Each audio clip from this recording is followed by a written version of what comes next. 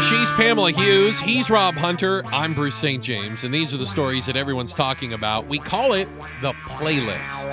Track 1. Well, Penn State just can't stay out of the news. Assistant football coach Mike McCreary said in an email to a friend that he stopped the alleged rape of a 10-year-old boy by Jerry Sandusky. McCreary also said he had discussions with the police and with an official at the university in charge of the police.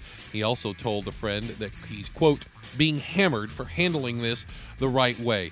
He said, she said, I did, I didn't. It's frustrating to think that the truth may not come out until we have a trial for this. Absolutely. And I mean, I think he's going to say anything right now to look better because he's been so vilified in the media. Mm-hmm. But this goes against his grand jury testimony. So when you say it's he said or she said, the she said is a grand jury testimony. Right. Well, it's funny how we look through things in a fuzzy lens of our own lives, too. We always tend to look back and try to justify making the right decision when, at the end of the day, sometimes we know we just screwed up. Yep. And this could be the case here.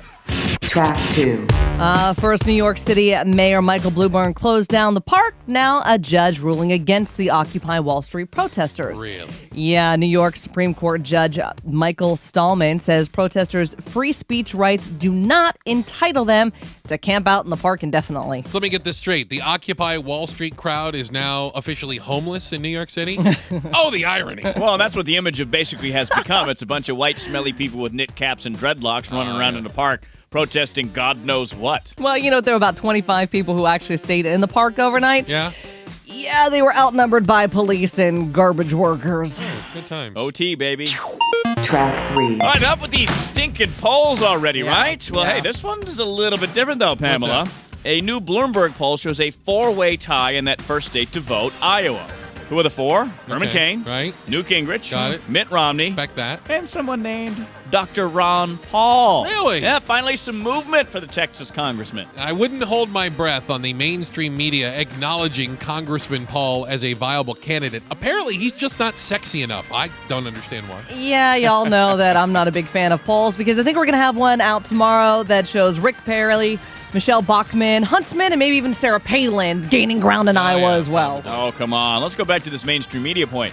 What I like about this particular poll is it's showing us that the mainstream media is not so mainstream anymore. They're less and less relevant. So, way to go, Dr. Paul and Dr. Paul supporters. Track 4. A manhunt is underway in the Washington, D.C. area for a man police believe took a shot at the White House. One bullet actually did hit it, but it was stopped by protective glass. Jeez. Police are searching for 21-year-old Oscar Ortega Hernandez.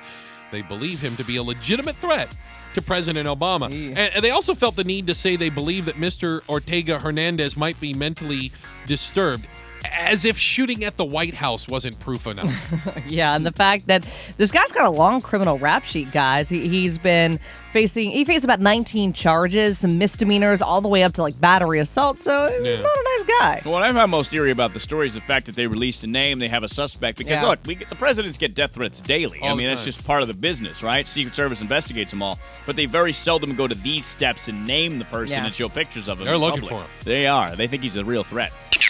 Track 5. All right, well, is a high IQ a precursor to illegal drug use and drinking? Oh, boy. No way. Yeah, research might say so, though, Rob. Really? According to a British study, boys with higher IQ scores twice as likely to try illegal drugs. Really?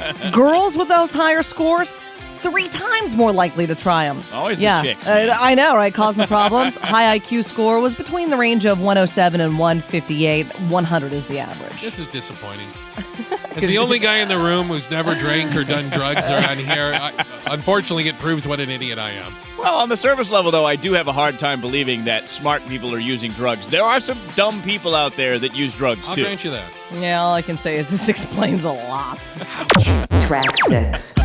So they haven't canceled the entire season yet, but they're getting closer. The NBA has now canceled all games up until December 15th. Wow. This according to a league source, I should say. Players are now filing paperwork to sue the league, claiming the lockout is illegal. Yeah. They are hoping a judge will end it and also grant them back pay. I think the damage is already done. Even if they started playing again in mid-December, the fans and the casual fans now see this as a group The entire organization, a bunch of selfish, greedy people fighting amongst each other. Yeah, exactly. They're grown millionaire kids who are throwing temper tantrums over more millions. Yeah. Talk about being out of touch with your fans, guys. But how is it illegal for these business owners, the NBA owners, to just say, guess what? We're closing up shop. If KTR decided to close off and shut the signal What are we off, going to do about it? suing. we couldn't Yeah. sue because it would be illegal. It's just silly. That's what happens. Oh, and their back pay on average, what's it about? 450,000 a paycheck grand. or something like Oh that? my gosh. Yeah. Yeah, no sympathy. No sympathy. No.